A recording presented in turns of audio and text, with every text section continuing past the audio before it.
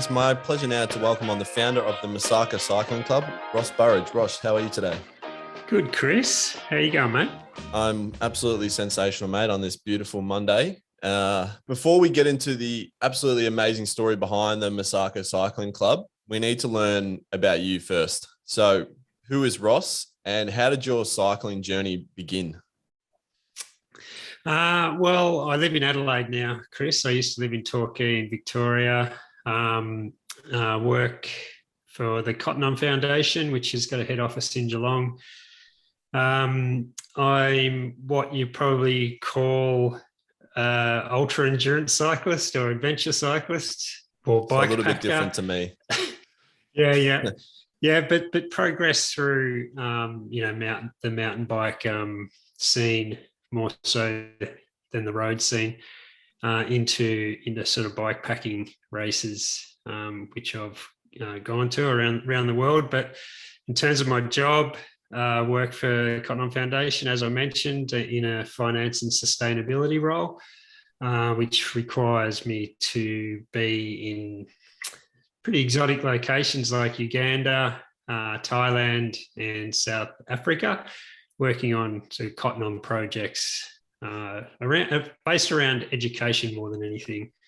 But we do quite a bit of work in a number of areas in those regions. What was it about cycling? Explain your passion, because everyone is sort of passionate about one particular thing, and there always seems to be a reason or something that, some people just can't wrap their head around if they don't have that passion. So what's that for you with cycling? Yeah, cycling sort of happened in a strange way for me. Back, I was obsessed with, like most Aussie boys that grew up in the country in Australia, I was obsessed with footy and cricket. And then when I was 23, I got injured pretty badly playing footy and lost a kidney. And after that, started venturing into sort of adventure races, mountain biking, etc. Stuff that was sort of non-contact because I've only got one kidney, obviously. And just over the years, sort of started to fall in love with cycling, started competing. Not that good. I'm just a sort of top third cyclist, if you like. Sure. Certainly not an A grade or anything like that. But this podcast is built for you to pump your own tires, by the way. So well, it's pretty hard to do that, mate. I haven't got much to pump, but when I got a little bit older, after racing a lot of circuit races, like 6 hours, 12-hour, 24-hour races, I became a little bit bored with that and started venturing into sort of a little bit more adventure side of cycling, which is the bikepacking side. So I've been doing that for quite a number of years now. What am I now? 54. So I'm sort of at the tail end of probably the really big stuff. It sort of culminated in, some really, really long self-supported bikepacking races, different parts of the world, but still love it. Still doing it today, but just in a bit more of a chilled manner, if you like. Yeah, explain to someone who might not know what bikepacking is, and that someone might be myself.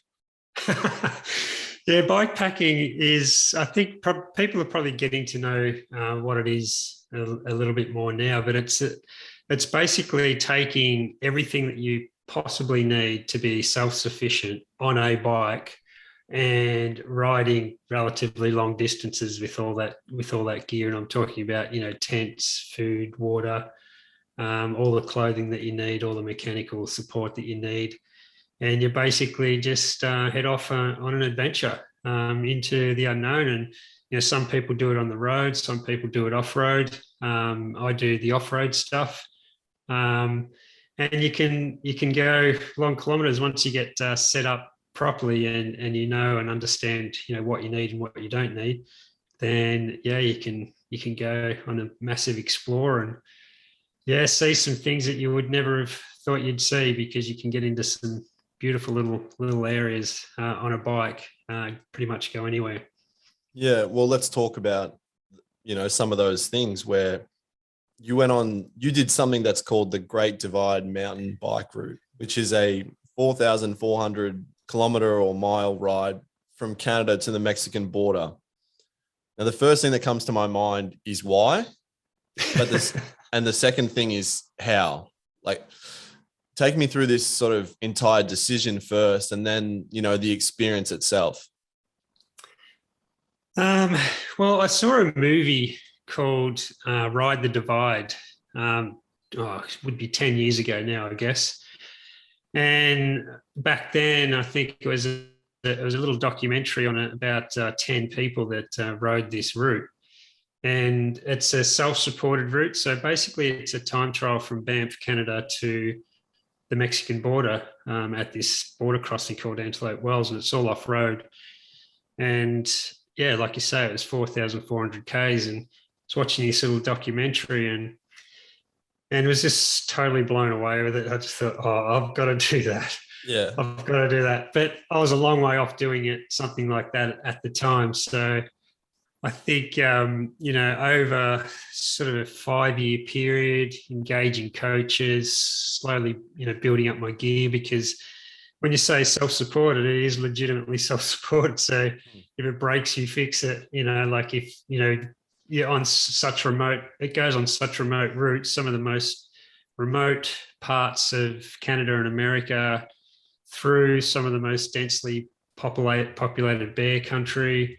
It just goes, such a beautiful, beautiful route. And it's up and down. So you climb around about 70,000 meters along the 4,400 Ks. So it's pretty brutal, but absolutely through some of the most beautiful country in Canada and America. So there was a lot to get sorted. So, engaging a coach, really, going out on little adventures, sort of pre-preparing and just trying to understand what sort of gear I needed, things like that.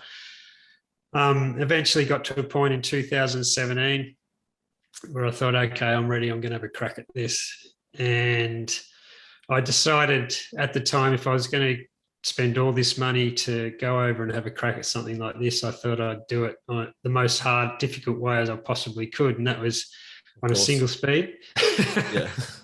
Makes sense. I thought if I'm going to do it, let's do it as, the hardest way you possibly can. So loading up your bike on a single speed is pretty much as hard as you can get. So 2017 came around and I only got 1,400 Ks into it before I pulled the pin and realized that I just still didn't have that skill or mental fortitude, if you like, get something like this done. So that's back to the drawing board.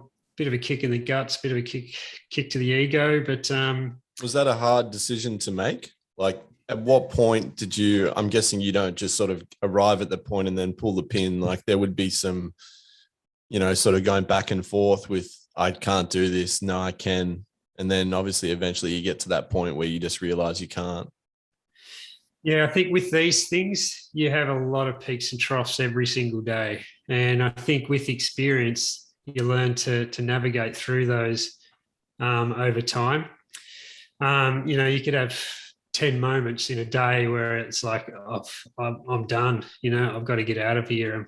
I just can't do this. But over time, you start to, the more and more you do these things, the more and more you become aware that these troughs are coming. So, and you come up with tricks and things like that to try and navigate out of those troughs, and just know that, eventually that, I'm going to have 10 troughs today, but I know that I'm going to come out of them and I'm going to be okay. And, you either eat or do stop and just have a 5-minute rest and just recoup and you just find little tricks on how to navigate out of them. But in 2017, I really didn't have a lot of tricks in my trick bag. Yeah. And I think by 1,400 Ks, I was I think the first 4 days we got rained on.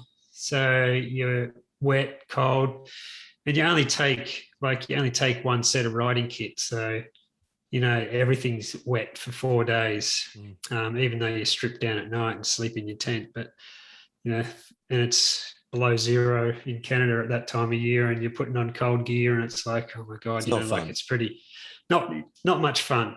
And then it got to a point where I just said, I've got to get out of here. I just cannot cope with this anymore. So, which is the sort of main part of bike pack. The mental side's the main part of bike packing. I just tell everyone it's 90% mental, 10% physical.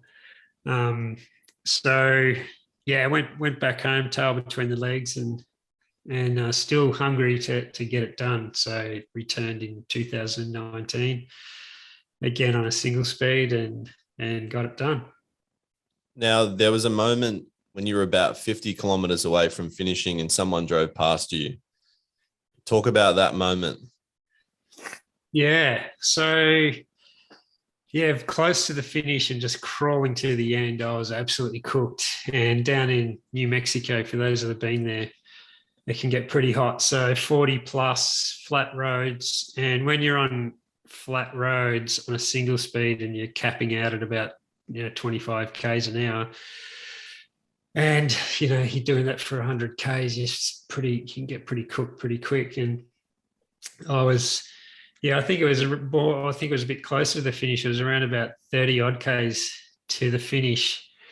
I'm sitting on the side of the road, just head in my handlebars, just trying to find some way of getting to the finish line. I think at the time I was just trawling through some podcasts or something and going, I've just got to crawl. And through that section, there's a lot of border control activity. So lots of vehicles back and forth. And, they're curious of cyclists sort of down in the middle of nowhere approaching the Mexican border. So they sort of stop and, they're quite curious about what you're doing for good reason, obviously.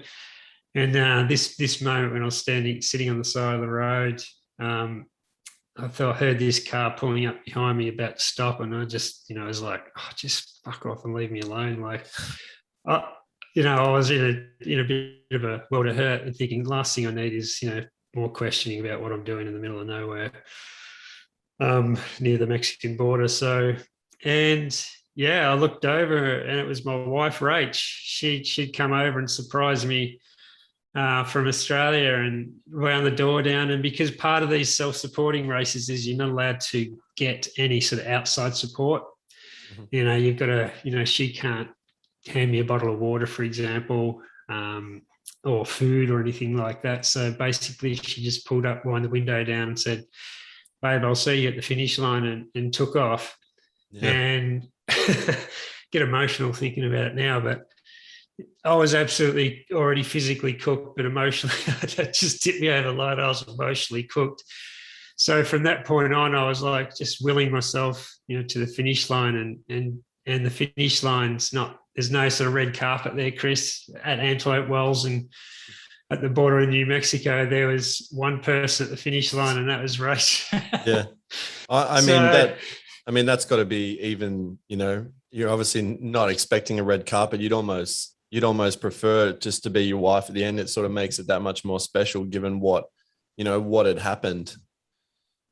Yeah, for sure. Especially after all the years of trying to get ready for something like this, and then just to have her there, by ourselves at the finish, having ticked a monster sort of life goal off. It was certainly a pretty special moment, very emotional. You've probably looked at all the videos by the sounds of it. I do my research, mate. Yeah, I do my research. So, I mean, a lot of people who go through these kind of, massive bucket list items that, doesn't take 15 minutes to prepare for. It takes, 5, 6, 10 years.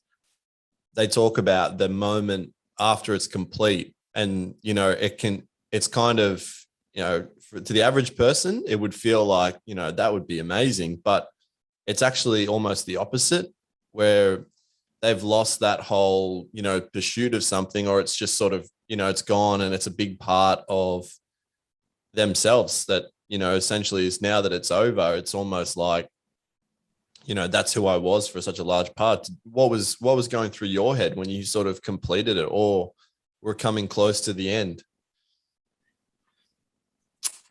Um, yeah, like when I reflect on it now, I feel pretty fulfilled. Like I had a goal sort of 12 months later. I was thinking, geez, maybe I could be the first Aussie to go back and what they call yo-yo it. So ride down and ride south down to the border and then turn around and ride back north, back up to Banff. So they call it a yo-yo. Mhm. And there's only sort of two or three people that have ever done that for good reason. And I was entertaining the thought of, oh, geez, maybe it'd be pretty cool if I had a crack at that. And I was in pretty good shape, and I legitimately was, working towards that goal. Then COVID hit, and now on reflection, I look back and I feel, geez, I don't even know whether I've got another run down that route in me at all. I'm starting to feel a little bit more content about what I achieved, and yeah, I don't think, and I'm almost where my mentality is at the moment. I'm almost thinking, geez, I'm not sure I've got one of those big grand tours left in me anymore at the age of 54. But who knows? Like when we get out of COVID, that might all change and might get out there again. But yeah, I'm pretty content at the moment, just focusing more on the smaller races like the 1,000K races and things like that, where I still get to go out and on an adventure and use all my gear but maybe just take my time and enjoy what it is. Yeah, it's funny you say you're not sure if you have that left in you. I sort of spoke about how I got my bike back and I was inspired to, after our chat to get back out there, and I did 5 kilometers in the velodrome. And at 30, I'm not sure if I've got another 5 kilometers left in me. So look, for you to say that 1,000K race is short, mate, my lack of endurance in the bike should probably do nothing but help you, accomplish that or feel better about what you accomplished. So, it's funny, like when you've been doing this for a long, long time, and you move in the same circles with a lot of other people that have been doing it for a long, long time. When you're having conversations about, I might do the Vic Divide, which is 550 Ks or something, you might try and knock it over in, a couple of days, or, like it's just conversation that comes pretty easy. And once you're familiar with, it's like anything, Chris, once you're familiar with um, that scene, or, that hobby or whatever you want to call it, you can sound and it can come a little bit blasé, I guess. yeah, I wouldn't knock 500 kilometers off in a couple of days. That'd be my life's work. And I'd want an ESPN 30 for 30 documentary written about me if I ever did that. So yeah, no, I understand where you're coming from. But it's very obvious I'm not of the same endurance standards, which is completely fine. Let's take a small sidestep to talk about the work that you do with the Cotton On Foundation, because that's going to tie everything together. So you work in the projects team there, as you mentioned, for the foundation, and you spend time in places like Uganda and Thailand. What was it about this sort of line of work that, brought you into it? I used to be, believe it or not, the CFO or the Chief Financial Officer of the Cotton On Group many years ago.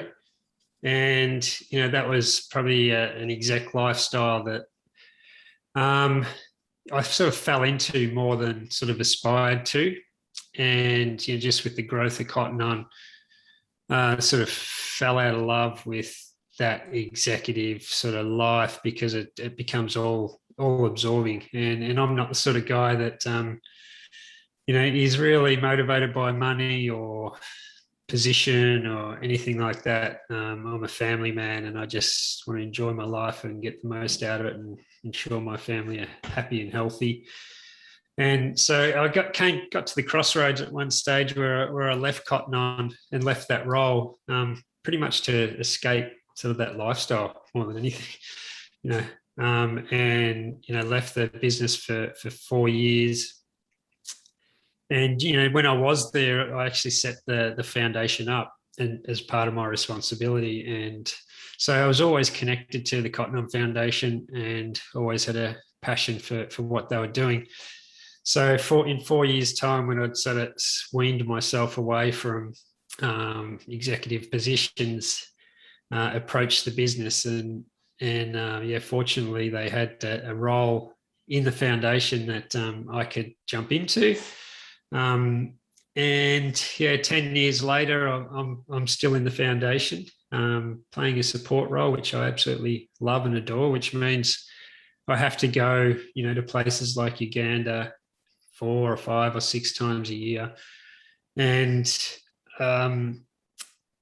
during 2019, in the lead up to that race we were just talking about in America, I take my bike over there and I ride around Uganda and explore and go on adventures and things like that. It's just so I was able to sort of combine, I guess, my two loves. That was my work and also my cycling, and just beautiful experience. I still get to do that today, and hopefully after COVID sorts itself out, we'll be back over there, riding the bike and doing my job. Yeah, I mean, let's talk about the work that the foundation does in Uganda specifically. I know a lot of the work is based around schools and stuff like that. So just give us a little bit of a rundown of what the foundation does there specifically. Yeah, we focus primarily on education. So in Southern Uganda, it's a really poor region of the world, actually. It's where the first diagnosed case of HIV ever occurred. So it's been, it's been devastated by disease and pandemic for decades, forever, really. And then you sort of couple that with the fraudulent and corrupt leadership that exists in those developing nations, which means that a lot of people over there are forgotten, essentially. Certainly down in Southern Uganda, they're largely forgotten. And by chance, the owner of Cotton On visited that region just through a relationship that he had, and obviously saw what he saw and came back to Cotton On, the Cotton On group, and basically said, we've got to do something about this. Like, we can't sit back in our comfortable chairs in Australia knowing what's going on over in regions like this. And embarked on fundraising activities in our stores. So we sell product in all our Cotton On stores around the world, which is about 1,500 stores. So we sell reusable charity bags, water bottles, and various other things, wristbands and so forth, where the profits from the sale of all those items go to the foundation. And we raise around about $20 million a year through the sale of those items. And over in Southern Uganda, we've built 20 schools, so fully operational schools over in Uganda.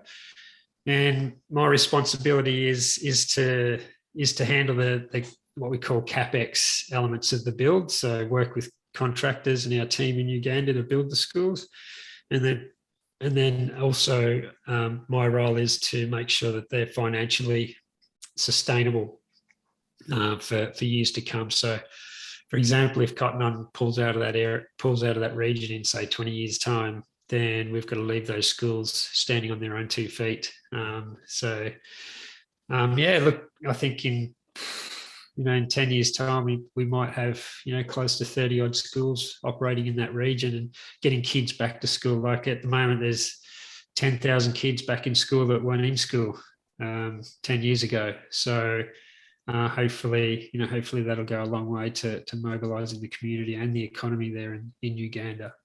Yeah. Do you remember the first time you went to Uganda? Yeah, remember it clearly. Yeah, totally blown away. Talk about that. There's a hell of a lot of poverty. So a lot of poverty, a lot of illness. Life doesn't seem to have the same, what's the right word? I just can't think of the right word, but sadly, people down in that region, they don't earn a lot of money. So if they get sick, and more often than not that they'll die.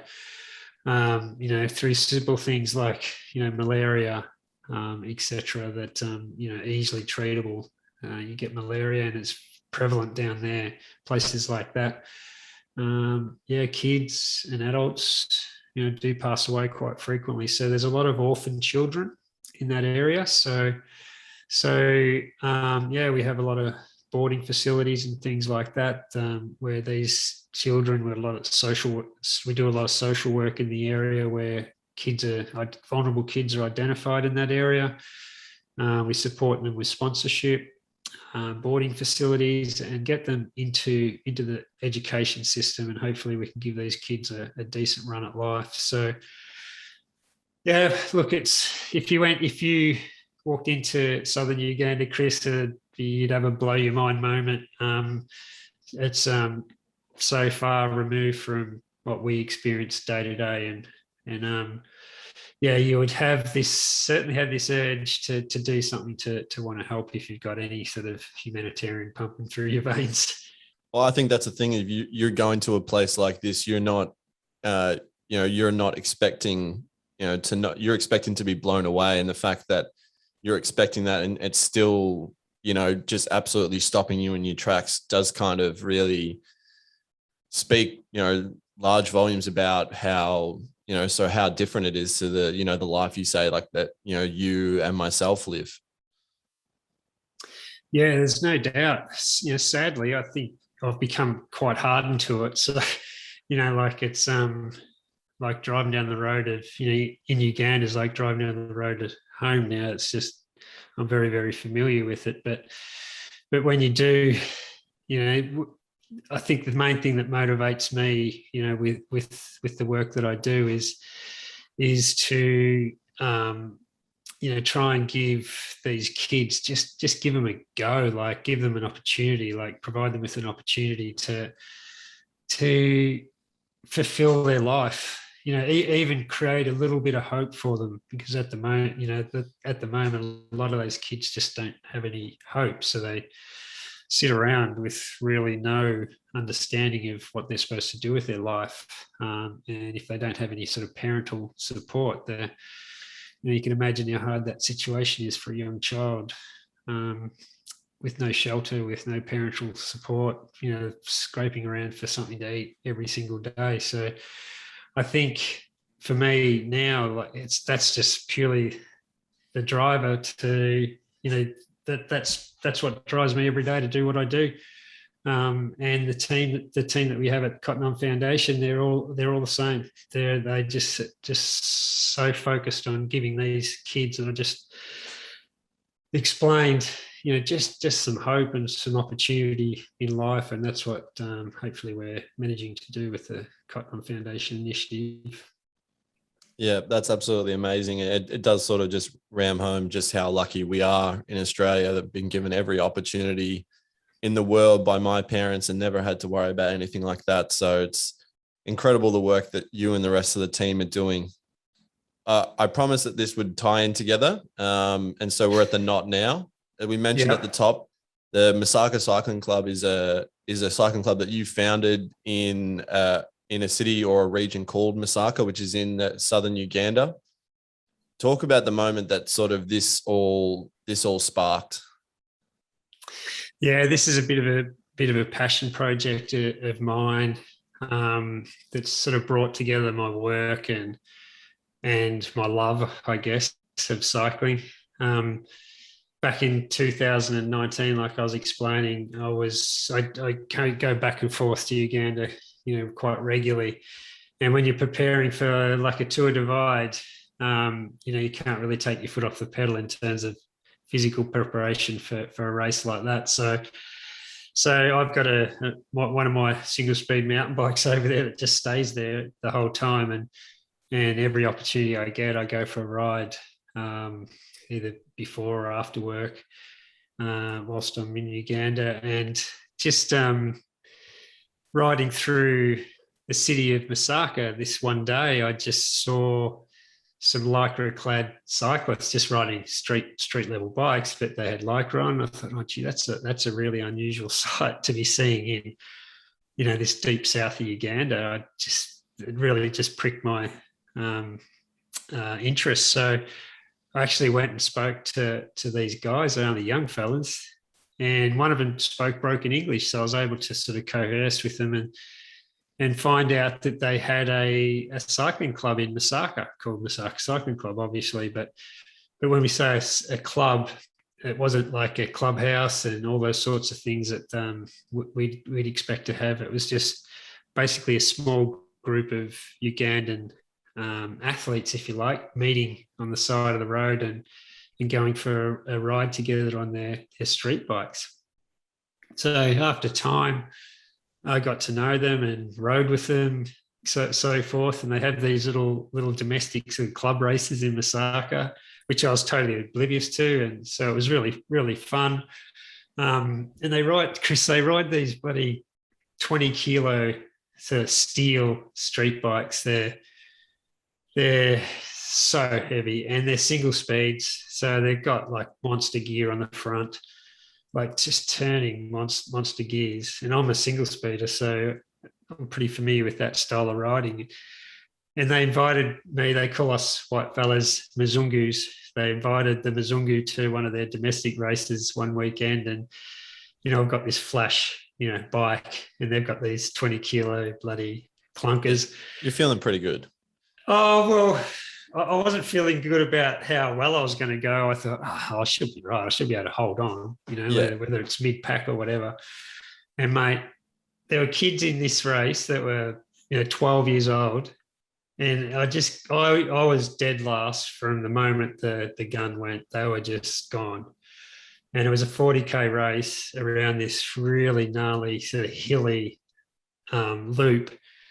And, by lap 3, the front riders were lapping me. So it was just a blow your mind moment, thinking, wow, this is, and I'd been around cycling for many years. So I had some idea of what was good and what was bad. And it was like, oh my God, like this has just freaked me out, blew me away. Yeah. And I thought I went away and pondered this for some time. And when I went back to Australia, I went to the local bike shop, Bike Matters in Torquay, and I said, this is what I experienced. Like the talent over there, the raw talent is just phenomenal. Like they weigh, 55, 60 kilos and, just not carrying an ounce of fat on them. So incredible athletes, natural athletes. And so we've got to do something. Like, why don't we put a call out to all our mates and see if we can get some bikes? So donated, and I can take them over when I go over on my trip. So the first trip I took my own bike over. I had a carbon fiber road bike that had been sitting in the shed. I hadn't ridden for ages. I thought I'll take that over and just give it to them and see what they can do. And obviously it was like handing over a gold bullion. And immediately, the response I got, I think there's a little video, which I think you've seen, of me handing that over. And as soon as I came back from that trip again, it was like, all right, let's make something happen here, and let's come up with a model that starts to showcase this incredible raw talent. I sort of liken it to, people might be able to relate to how the Canyon sort of burst onto the scene a few short decades ago in the athletic scene. And it was just like, whoa, it just changed the scene of athletics, certainly in the distance running, because this raw talent was coming from nowhere and just blowing everyone away. So I sort of liken it to that. It's all this untapped raw talent right throughout East Africa, including Uganda, that just has never had the opportunity, never had the equipment, never had the tools. So how could we put some sort of structure around this raw talent to try and bring it to the fore and showcase it and maybe, replicate another Canyon athletics story? So that was sort of the premise of how it also kicked off. Let's go back to the video, because I have seen the video, and it honestly is one of the most amazing videos I've ever watched. It's a short video, but as you said, it's you handing over a bike, which, to you is, just sort of one that maybe a backup bike or something that's just been collecting dust in the garage, and you hand it over, and the look on their faces is absolutely amazing. But the most amazing thing, I think, is in this video, you go off and show us what they have been riding on. And I said to you that I had been picturing, the sort of bikes that they'd been riding. And I'm guessing people are probably doing the same, but they probably will be in for a massive shock. Like, explain the sort of bikes that they've been using. You sort of mentioned they're 20 kilos.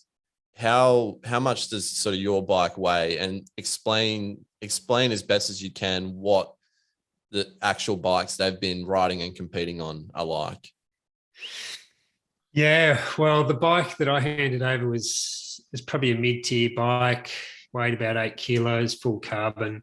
So, it was 4 or 5 years old, so still in pretty good condition. So, yeah, like I say, 8 kilos, but you compare that to the bikes they were riding. So if you can imagine, how can I imagine it? If I said to you, you've got $100, Chris, to spend on a bike, go down to Kmart and buy the cheapest bike you can, cheapest steel bike you can for $100.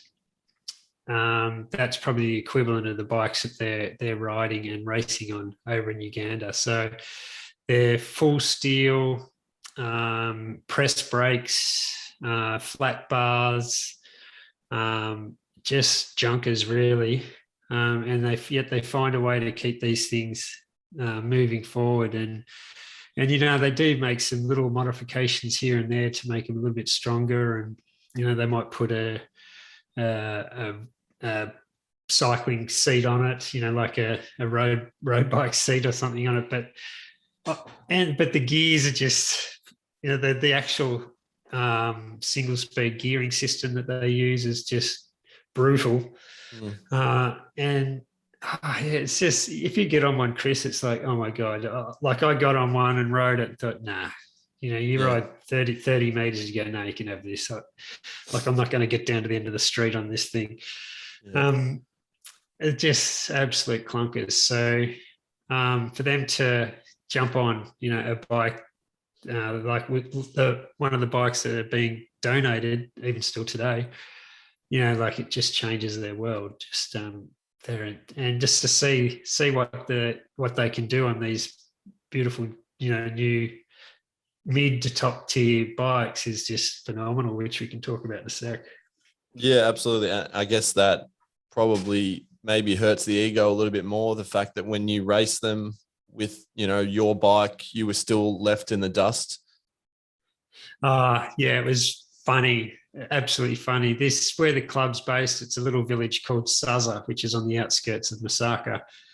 And, it's pretty rare for them to have a Mzungu sort of go out to this little village. So, when you're a white fellow and you go out to these little villages, you sort of stand out a little bit. And the fact that I was on the start line of this little race meant that the whole village came out and, was lining the street. And, the laughter and everything, like, they were just laughing at me because I was white and I looked like a weirdo for a start. But then, for me to become dead last and the route to be looping back through this little village several times, the laughter, like, it was just the laughter and the joy it gave them to see this dumb old Mzungu coming absolutely last and all their kids blowing me away was just something that'll stick with me forever. It was really, even though, I was the brunt of all the jokes and the laughter, it was just the joy it brought. Yeah. it was incredible. So talk about so you come over there, you start to wrangle some bikes together from, people, and sort of start to get them on, decent bikes. What's going through your mind at that point? What are you trying to achieve with the club? Is it you want to get them these bikes so they can go and compete on proper equipment, or is it more exposure? Yeah, it's evolved. We've been working on it now for 3 years, so it's sort of evolved since then. I think initially we thought it was just an equipment sort of process because I go there so regularly, I can just, and I've got a pretty heavy luggage allowance. My goal at the time was I'll just take 2 boxes bike boxes with me when I go every time. And, over time they'd have, 15 really good bikes. But, what people don't realize is they've got no way of maintaining them either, because obviously they don't have any parts. They don't have any tools to maintain them. There's a whole heap of complexities that come with that.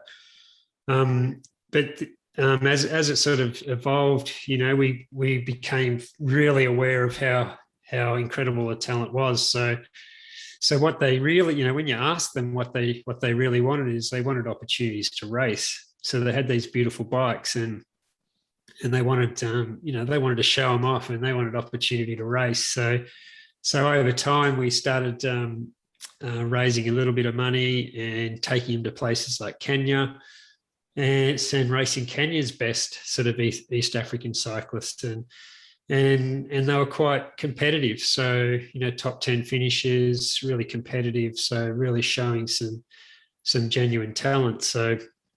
So then obviously the obvious question came about is, well, how do we build something sustainable? How do we put a program in place that helps this talent, get to the fore, reach more opportunities, and so people see them and understand that this raw talent exists in Uganda. And that was sort of our focus. So we came up with the donation system, because like Chris, if you probably know enough about cycling to know how the world tour works, like there's normally a big business or a wealthy owner that sort of runs these world tour teams. And, if there's sort of economic stresses and strains, these teams come and go all the time. It's just because it's just backed by, one wealthy person or a couple of big companies. And it's not a really sustainable way of running a cycling team. So we didn't want to make that mistake. Yeah, we knew enough, wealthy individuals that might want to tip a little bit of money in. But right from the start, we thought, okay, we've got to build this sustainably. So it's around in 20 years' time, because this talent needs time to develop.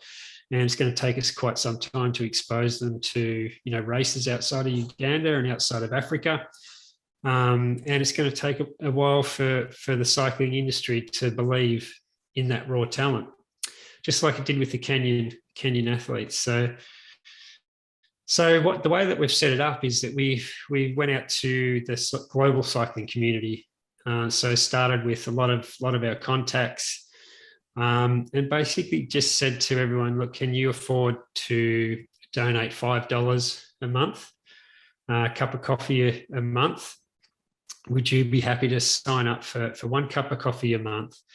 And, the theory being, if we get, upwards of 500 cycling fans right around the world signing up for a cup of coffee a month, we could build a program that will be sustainable and be around for many, many years to come, because a lot of people in the Western world can afford $5 a month. So it was really a cycling fan funded project, built with that as the backbone. And now we're about 175 donors deep. Mm-hmm.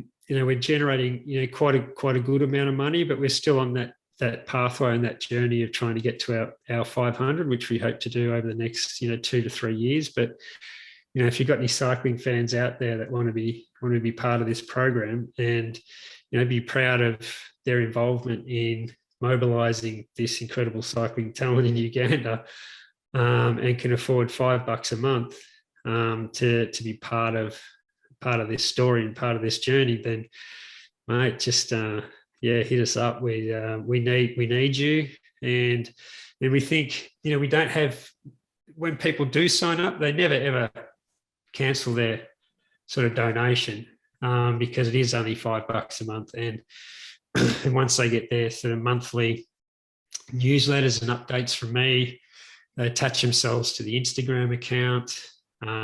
They can obviously read all the updates on the website. They become quickly engaged and emotionally connected in what we're doing. So that's the plan. We're three years in. Hopefully in 5 years in, we've got our 500 cycling fans from all around the world contributing their $5 a month, and we're taking these cyclists to wherever they need to go for us to showcase their talent. So, I mean, I'm not sure if you've ever bought coffee out in Thornbury or Northcote in Victoria, but it's a lot more than $5. So I know plenty of people who would be able to, skip their one soy latte a month, and we'll definitely make sure that we can get, some people involved in that. How much would it mean to Uganda to see a rider making it professionally there for whatever that may be, whatever tour or sort of race type? Someone making it professionally from Uganda, how much does that do for cycling in a country like that and to help your club specifically? Yeah, I'll go back a step, because most people can relate to Tour de France or World Tour, the stuff that they see on TV. So next time you're watching a World Tour race, just have a bit of a scan through and see how many Black African cyclists are in the peloton, and the answer is probably going to be none. More often than not, it's none. And so at the moment, the peloton's very European. And there's so many barriers in front of like an African cyclist, like language barriers, financial barriers. They don't have the travel skills, just to navigate an airport. For example, they don't have an education. Often, some of the kids, if they do get a chance to go to school, if they get through primary school, that's a major achievement. So there's a huge amount of barriers for African cyclists. So for a World Tour team or a pro Conti team or a Conti team, something like that, for them to take a gamble on an African cyclist is a pretty major call for them to do. So accordingly, you don't see any black cyclists in any of the pro pelotons all around the world. But thankfully, over the last 5 years, it's starting to happen, and we're part of that drive. There is one Ugandan cyclist in a pro peloton, a bike aid it's a German pro team called Bike Aid. His name's Charles, and he's an ambassador of our club. And that provides huge motivation for all cyclists in the country of Uganda, that it actually can happen. A Black African cyclist from Uganda has actually made it to a continental pro peloton, not the World Tour peloton. There was a Rwandan cyclist that did make it into the World Tour peloton for a period of time.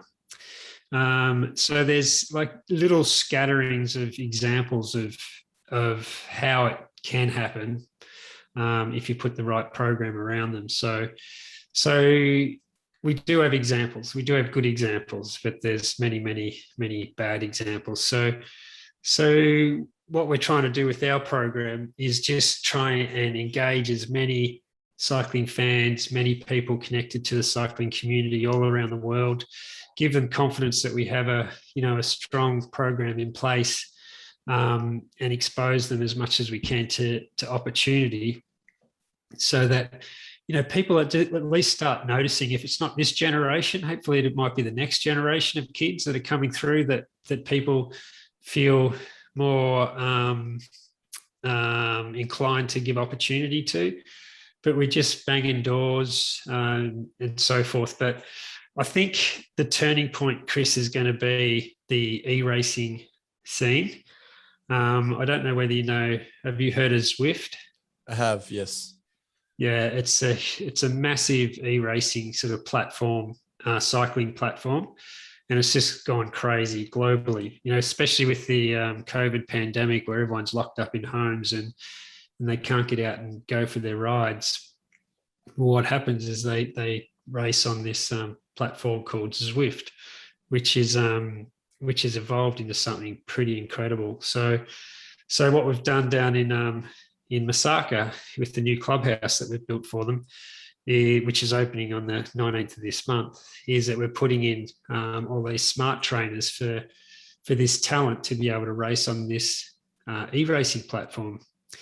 And they're doing it as we speak. So if you went to our Instagram page, which is Masaka Cycling Club, Masaka Cycling Club. You'll see a lot of images and videos and results of some of our riders racing the best cyclists in the world on this e-racing platform. So already from that aspect, they're getting noticed. Here we were thinking at one stage, geez, we're going to have to raise and spend a lot of money to get this talent to Europe to race in sort of amateur tier races, and would that lead to anything?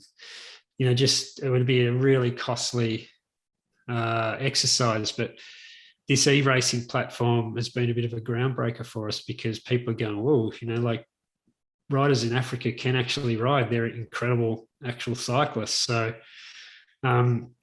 we're sort of balls and all into this e-racing at the moment. And yeah, our guys are competitive. Like they race A grade on this platform, and we've got a little team of 4 elite riders which consistently finish in the top 10, if not the top 3.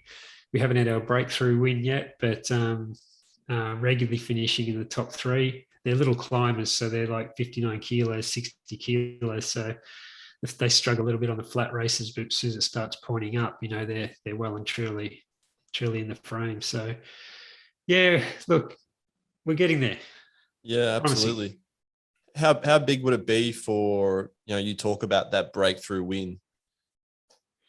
It would be massive. Like it's massive already. Just them being able to get on these bikes, get on these smart trainers and race. Like they literally race every day. They're that hungry. They race every day. We've got a coach over there now who's a young UK guy, who's sort of nurturing them, educating them on this platform. So when they do go back to Masaka, they can manage it all themselves. They can manage all the devices, and all of this is part of that whole holistic education process of them being able to be self-sufficient off the bike and do things for themselves. Just simple things that you and I take for granted, using tablets and computers and smartphones to log into Zwift platform and Bluetooth into their trainer, and all this sort of stuff is, really foreign to them. So it just helps with their holistic development as well. Yeah. So if they do ever get an opportunity, they've got some sort of life skills, and some of these barriers have already been addressed. So, but it's huge, absolutely huge, Chris. And if we do, our goal is to put together a team, a Uganda only team, but also combine the Ugandan talent with other East African nations like Kenya and Rwanda, and come up with a super team that can just dominate the e-racing scene, that can be in there punching away with anyone. And that just really sends a message to the rest of the world that there's talent in East Africa. It's here if you want it. You've just got to come and take the time to get it. So, hopefully in 2 years' time, we see some of these guys getting recruited off that platform. Yeah. Would you say that the e-racing is really leveling the playing field? Because if we talk about, the opportunities and the access to, say, equipment and gear in somewhere like Europe as compared to Africa, we're literally talking about night and day. Like I'm guessing that, sort of with these e-bikes, or I'm not too familiar with it, but, the ease of getting their equipment it's almost leveling out the playing field, or am I completely wrong with that? No, you're totally spot on. It's leveling out a lot of things.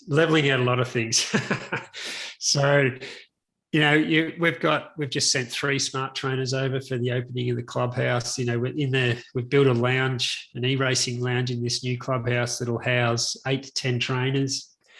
And these are the same trainers that, other people, every cyclist is using around the world. So it's exactly what everyone else is using. So it's a level playing field. But the things that the levelers that you talk about, getting back to all the barriers, this, believe it or not, and sadly, there's still a lot of racial sort of issues that these guys have to confront.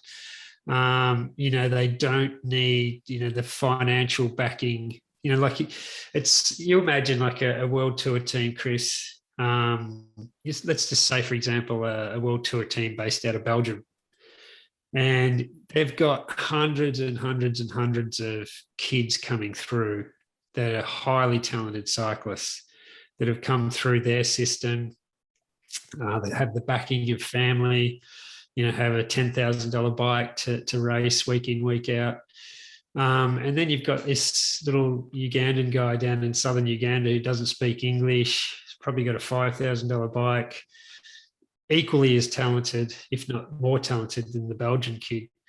The professional team's going to go with the Belgian kid every single time. Yeah. Because it's easier, and we get that.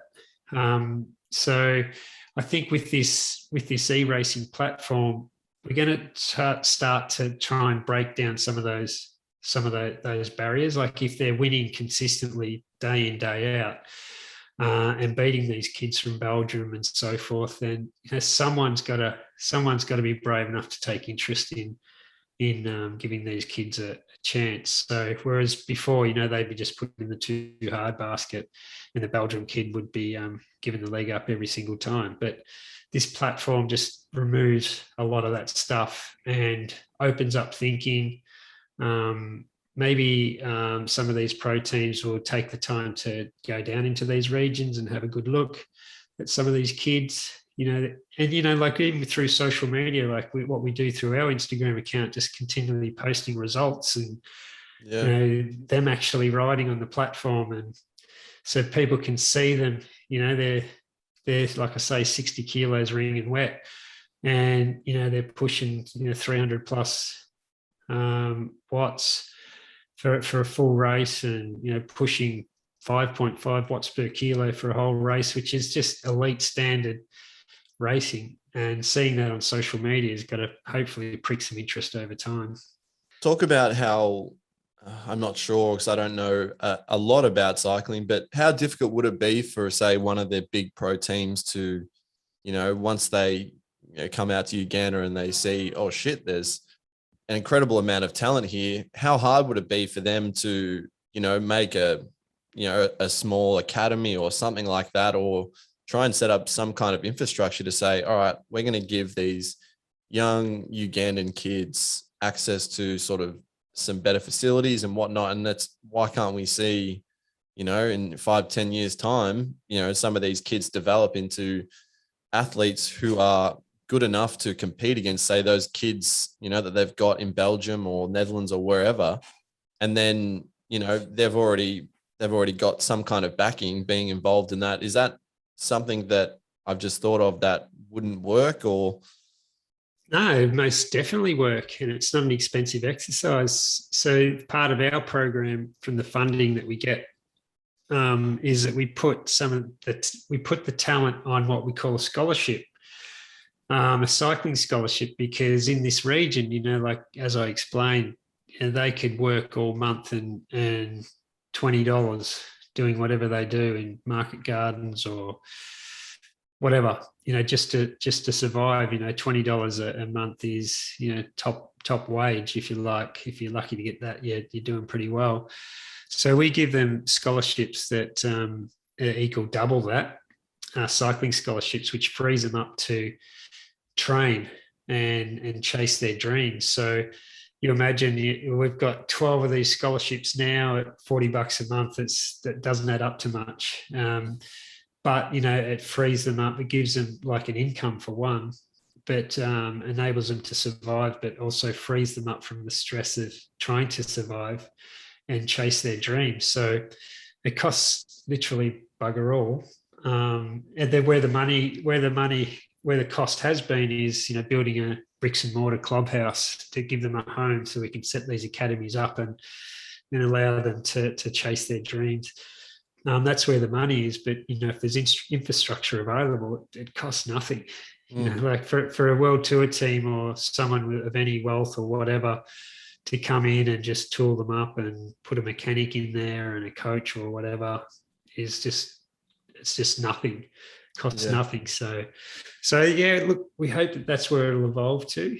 Hopefully, we've got interest in the whole of East Africa, not just Uganda, where we work with a number of groups, and holistically we try and push all East African cycling. But we're getting there. There's progress happening. It's heading in the right direction, but it's going to be a bit of a journey for sure. COVID has sort of taken no prisoners really when we're talking about absolutely everything. But, you talk about the fact that you are getting there and it's still a few years away. How is sort of COVID, I'm going to guess, put a little bit of dampener on that progress, sort of coming out of a COVID world? How do you, approach that from a sustainability point of view and, sort of continue to work towards, moving forward? Funnily enough, COVID's worked in our favour, Chris. There we go. Because, like I was saying earlier, we were of this mindset of thinking that we had to, pre-COVID, raise a lot of money, spend a lot of money to create opportunity for these kids. But with the constraints of COVID, forced us down this e-racing path, which no one was totally familiar with or comfortable with. But 2 years in, embarking on that path, we are just really well positioned coming out of COVID to, hopefully, cherry pick some of these riders out to be given opportunity. I think it's absolutely worked in our favour. So, like I can say now, we've got 4 to 6, elite level riders that could compete in any sort of Conti World Tour, Conti Pro team comfortably. And, Kenya would have, 6 to 8. Rwanda's got 6 to 8. And people are seeing this. They're actually noticing the names. They're already starting to become familiar with some of these guys that are kicking ass on this platform. So, whereas if we didn't have COVID, we probably wouldn't have ventured down that path as aggressively as what we did. And we may be still chasing our ass today thinking, how are we going to pull this off? But I think COVID's given us the belief and opportunity that this can actually happen. And it's given us the belief that they are as good as anyone else in the world. Whereas it's hard to establish, yes, they might be good in their own country and win everything, but the depth of talent in a place like Uganda is pretty thin. So you have to go to Europe to just understand how good these kids are. Whereas already we know now from being on this e-racing platform that they are as good as anyone in the world. It just comes down to be given the opportunity now. Someone being brave enough to nurture them and take them to the next level. I know it's probably hard to think ahead, especially in the world we live now, but think about where the club is 5 years from now. In an ideal world, what does that look like for you? For me, it's primarily about providing hope for these kids, that there's more that they can get from life than perhaps they probably first thought they could get from life. If it leads to, potentially a pro team contract or something like that, that is an absolute bonus.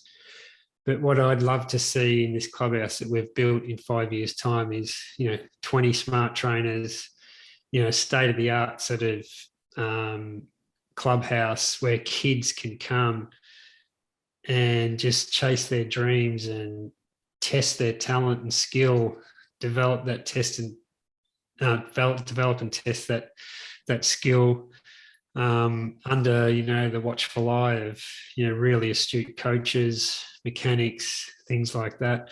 And just really keep putting their hands up and hope that we start to see this peloton turning a little bit more black or become a little bit more diverse and equal over the years to come. So that's all we can hope for, mate. It's a tough fight. It's a tough fight, really tough fight. But 5 years' time, hopefully people are going, oh, let's go down and have a look at Uganda. Let's go and see what they're doing down there, or Kenya or Rwanda or wherever, and start to explore the talent like they do with athletics in Kenya these days.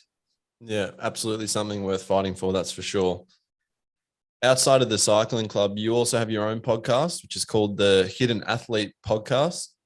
On this, you speak to elite endurance athletes who have achieved things with, little to no recognition. So people completely different to me.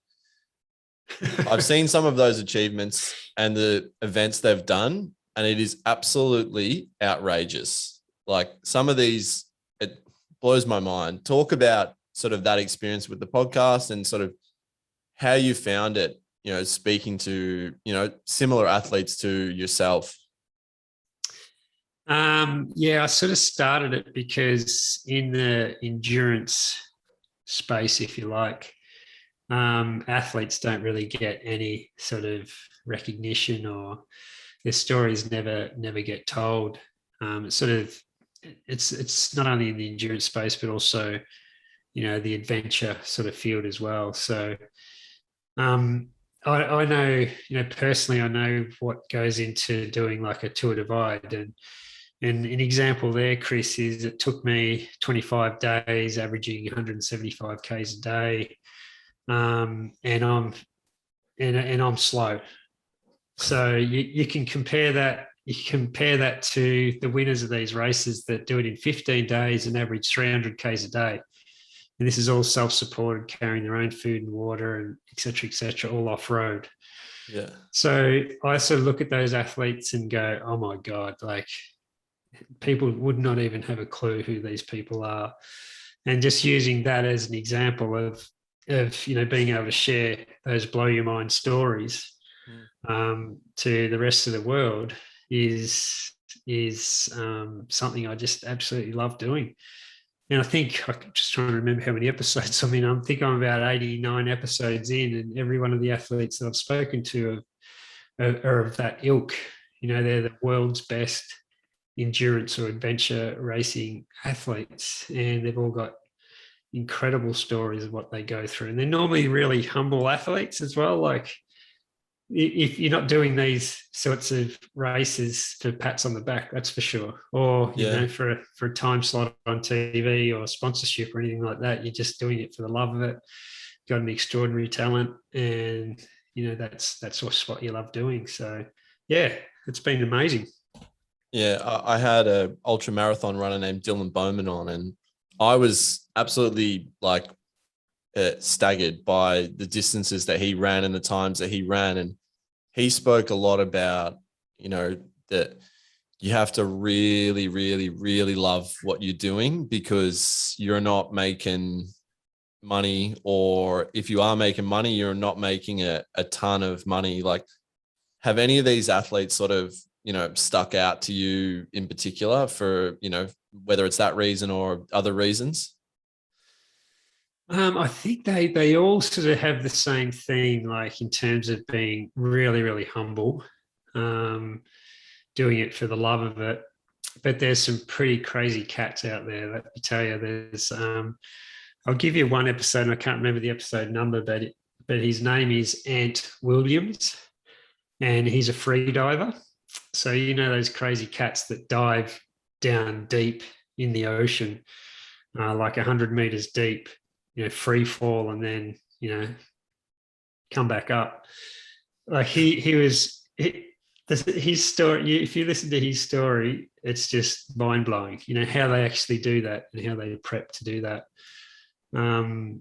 So yeah, that's one incredible story. But there's so many, mate. There's so many. Like because I'm a cyclist, I tend to sort of share a lot of the ultra endurance sort of cycling stories. There's some in there that are just phenomenal. Like I said, the distances, the distances they're able to push their bodies, the depths they're able to go to in hurting themselves, the dramas that they go through, the mental battles, all those sorts of things to execute something is just incredible. You can pick any of them, really.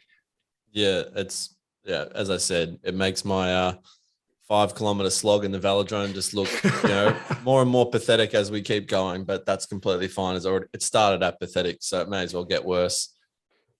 Last question. I want you to think back to your early days in cycling and just think about the whole journey up until this moment. What's the first thing that comes to your mind when you think about it as a whole? You talk about your 5K thing, Chris. I was there once. I was where you are. So, I remember, I distinctly remember when I started out racing, I was racing mountain bikes, and I would be racing in a 3-hour race, for example, in a team.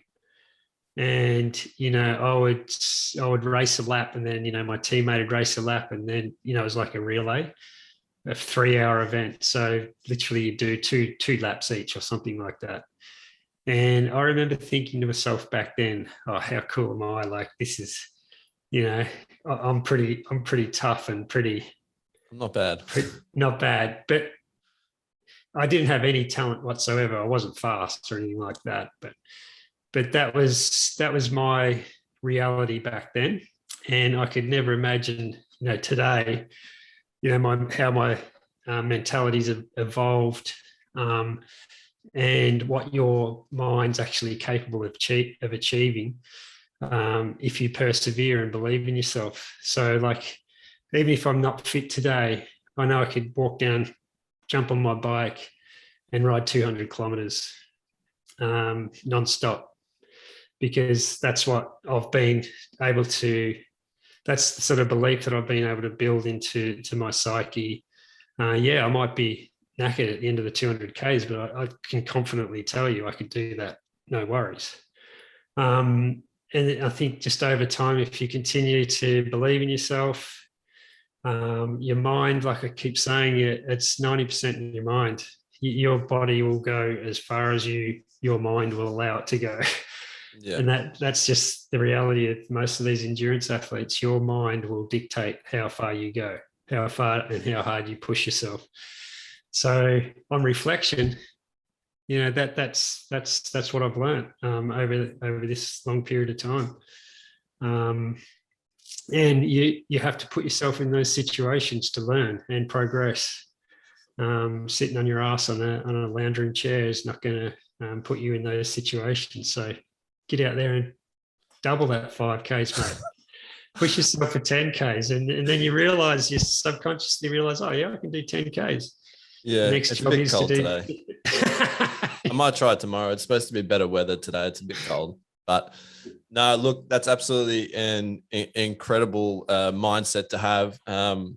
Ross, you're an incredibly fascinating man. That was a very, very enjoyable chat. Before we do wrap up though, for people who do want to get involved with both the cycling club and the Cotton On Foundation and the work that you're doing with both, how can they do that?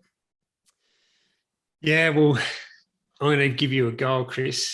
Find me 5 people out there. They don't have to be cyclists. I'll do it. I'll do it in 10 minutes, mate. Don't worry. They can afford $5 a month and go to our website, Masaka Cycling Club. So Masaka spelled Masaka, cyclingclub.com. And on that website, you'll see a support page, and you can commit to $5 a month.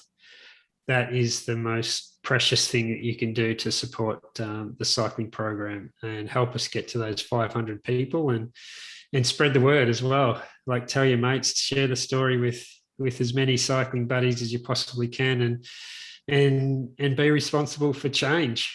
And you can do that for as little as $5 a month, and get on our Instagram page, which again is Masaka Cycling Club, and cheer them on. Like, they read the comments, they see, people sort of cheering them on and supporting them. It just gives them motivation. They feel like they're being seen. They feel like they're being listened to. They feel special, which is something that is quite extraordinary in itself. So you can do all that for your $5 a month, Chris. I'll expect to see your name coming through on that list. Oh, mate. Don't worry, you'll be saying my name. And with Cotton On Foundation, the way you can help them is you go into one of our stores, and when you buy something in a Cotton On store, usable charity bag, because 100% of those profits go to the foundation and help us do what we do in Uganda, Thailand, South Africa, Northern Australia, different places around the world. So you do that, you're doing wonderful things. So hopefully that helps, mate. That's it, Ross. You're a man who's doing incredible things, and I thank you very much for coming on today, because that was a lot of fun learning more about you and the work you do. And we'll look after you, mate. We'll get plenty of cups of coffee, and we'll get plenty of cotton on bags purchased. That'd be great, mate. Any help is certainly appreciated. So thank you.